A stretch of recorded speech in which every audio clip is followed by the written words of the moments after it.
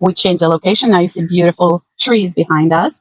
And we honestly, ADHD, we can talk for hours, but we're trying to be very mindful and be very normal for a second and then don't talk for like 100 hours because nobody's paying us for it yet. I can when talk you guys for gonna hours. start paying us for that, I can blabber away for weeks. Like I can do like probably break the record. We should do that. We should do a world record of how long you can like perform and just Talk about ADHD. Oh my God. The longest ADHD conversation ever. Because it includes everything. It'd be hard though, because we'd have to stay focused for a long time on one topic. Yeah, but then you just like follow the pattern and you kind of flow like a river. Absolutely, because that's what it is. We just have a stream of consciousness going. Oh my God. I have goosebumps. That's a great superpower. Wow. So let's go back to the topic that you said that you were diagnosed later in life. Like let's say adult. We're not old because life is just the beginning. I'm almost 50, so you are 28. Yeah, right.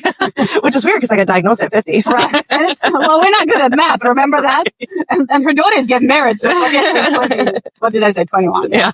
So yeah, I do see a lot of people, women, not necessarily only women, but I do see a lot of adults who are ADHD, but they don't know that. Mm-hmm. And it's so funny because if somebody will come up to me and because I start talking about ADHD and that's actually empowering me more, not to get the excuses, but to explain people, like don't think that I'm vicious when I am running late to the appointment. There is like, I literally, when I start giving people a little preview, a little heads up, it kind of makes them not that judgmental. Mm-hmm. And then I don't feel so bad because I kind of already warned them. And then I'm doing my best and then I show up on time and they're very surprised. They're like, wow, you did good.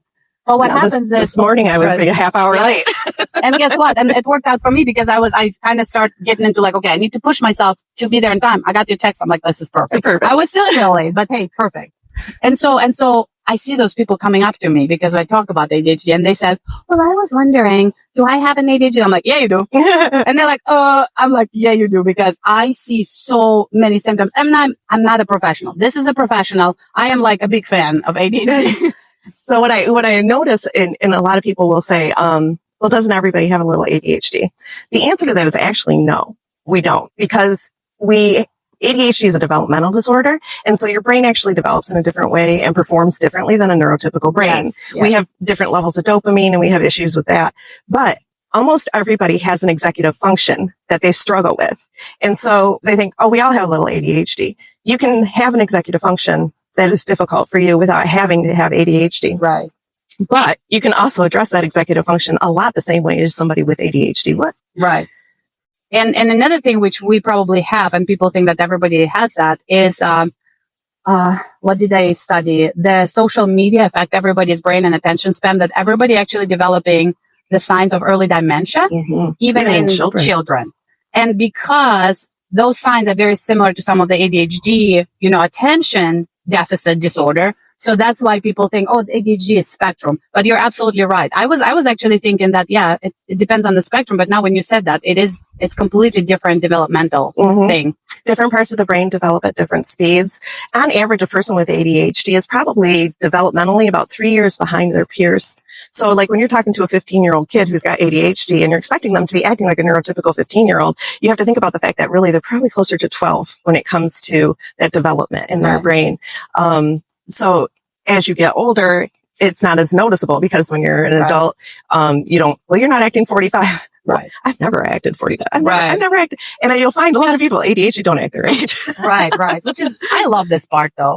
For when I was younger, I thought that something is wrong with me, like not in a good way. Now it's absolutely in a good way because with age and with experience, life experience, you kind of stop caring about what people think about you. So you were actually having fun. I don't care what people say about me. I'm having fun. Exactly. We're having fun. We met at the movie set.